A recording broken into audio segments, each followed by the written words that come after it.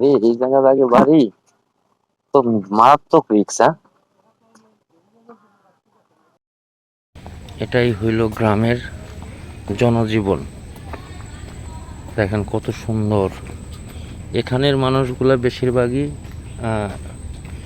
মাছের উপরেই নির্ভরশীল।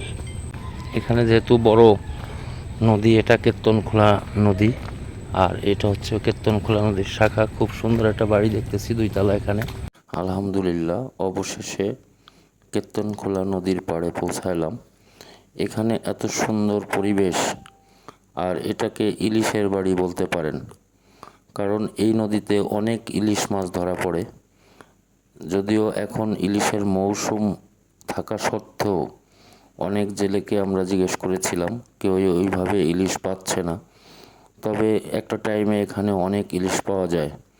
আর এই পাড়টা ভেঙে গেছে, এখান দিয়ে রাস্তা ছিল গ্রামের, তো এটা ভেঙে যাওয়াতে এখানে পাড়টা বাঁধা হয়েছে।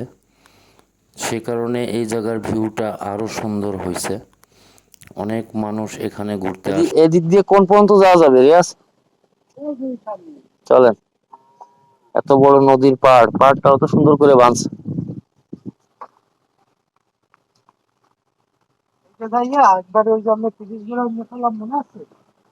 ইস, না আমার মনে নাই। আরে এই জায়গার আগে বাড়ি তো মারাত্মক রিক্স। হ্যাঁ,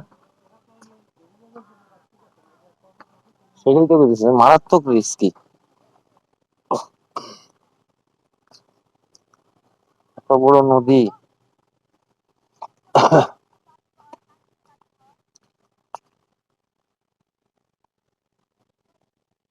নদীর নাম হচ্ছে কেত্তনখোলা। এত ইলিশ মাছ এখন পাওয়া যায় নাকি? এখনই তো সিজন, তাই নাকি?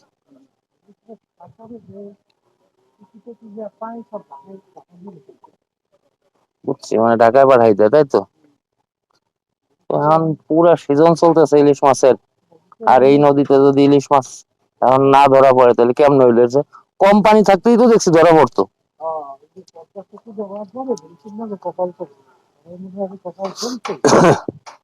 হম,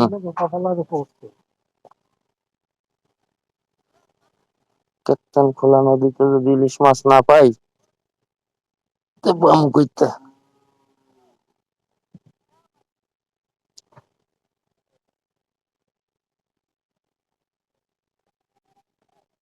অনেক মানুষও আছে দেখা যায়, এখানে ঘুরতে হয় নাকি? এই যে এই রাস্তা দিয়ে একবার আইছিলাম জাসু ভাইয়ের সাথে, এই পর্যন্ত আইছিলাম মনে হয়। তার সন্ধ্যাবেলা আমার লাগতেছিল ভয়, বুঝছেন? সন্ধ্যাবেলা আমার এই রাস্তায় রয়েছে।